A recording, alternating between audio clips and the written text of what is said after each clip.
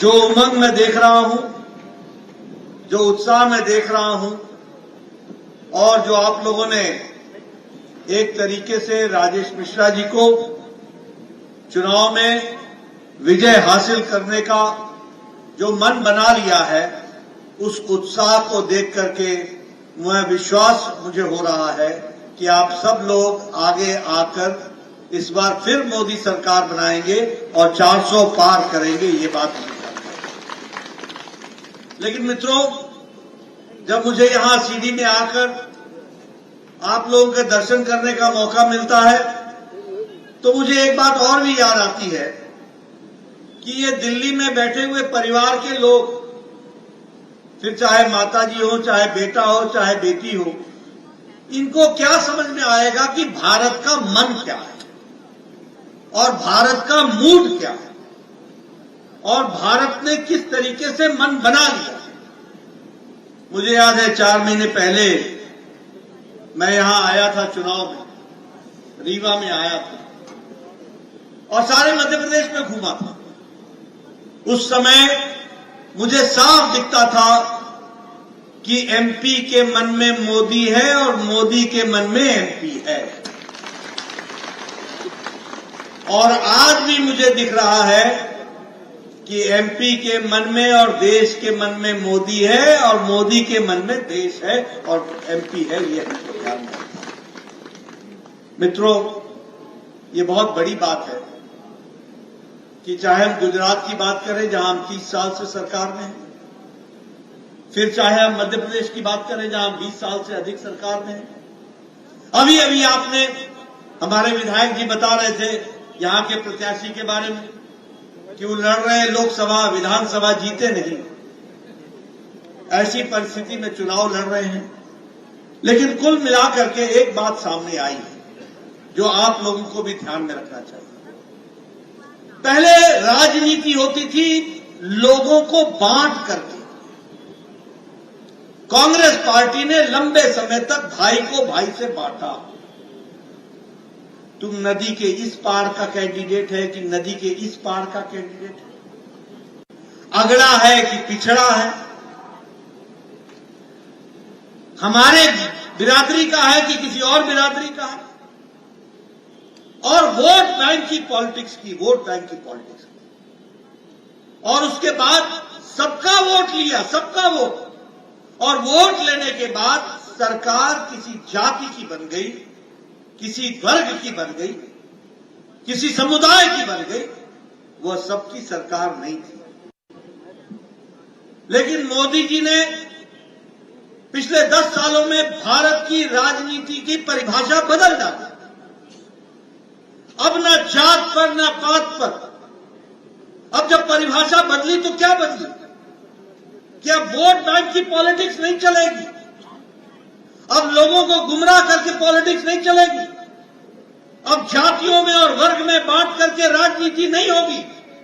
अब राजनीति होगी तो वो विकास की राजनीति होगी और रिपोर्ट कार्ड की राजनीति।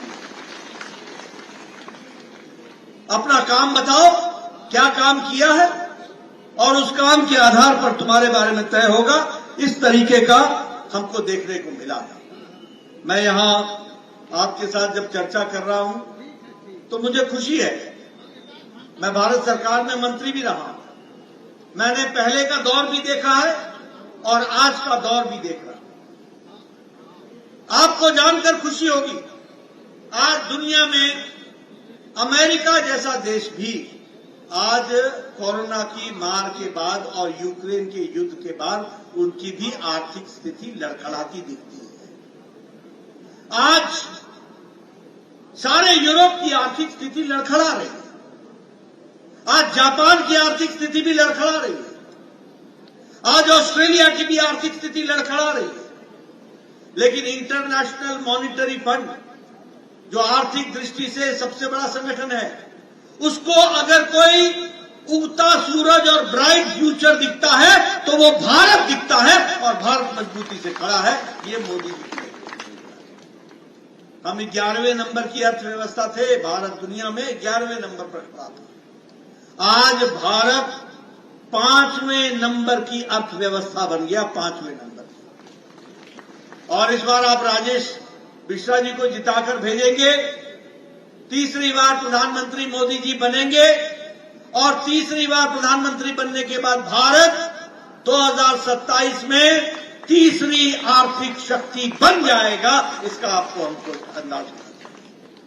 मित्रों, आप लोगों ने सुना होगा ये गाड़ियों के बारे में, ये टोयोटा, ये डैटसन, ये जापान के बारे में।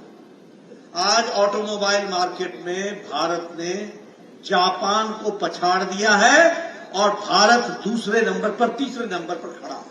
अब हमारे से आगे सिर्फ अमेरिका और चाइना है, तीसरे पर भारत खड़ा है। आपके हाथ में मोबाइल है, सबके हाथ में। 10 साल पहले यही मोबाइल पर लिखा होता था मेड इन चाइना, आज आपके मोबाइल पे लिखा है मेड इन इंडिया।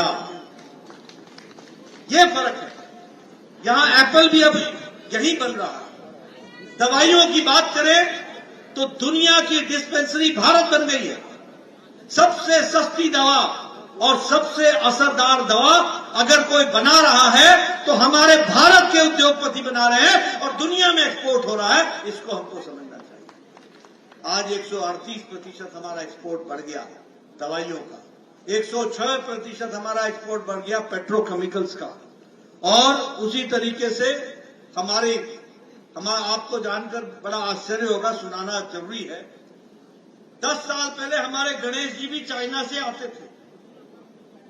आप दिवाली में जो गणेश जी खरीदते थे ना जी, वो चाइना से आते थे और ये खिलौने चाइना से आते थे। आज भारत टॉय के एक्सपोर्ट में, खिलौने बनाने के एक्सपोर्ट में 2.5 गुना वृद्धि कर गया है और दुनिया को खिलौने बेच रहा है। ये बात भी हमको समझना चाहिए। मित्रों, मैं हाईवेज की बात करूंगा। हम हमेशा कहते हैं कि मोदी जी ने हीरा किया, हीरा। हीरा क्या है? H for highways. आज आपको जानकर खुशी होगी 1,65,000 किलोमीटर नेशनल हाईवे देश में बन गया 10 साल के अंदर। 1,65,000।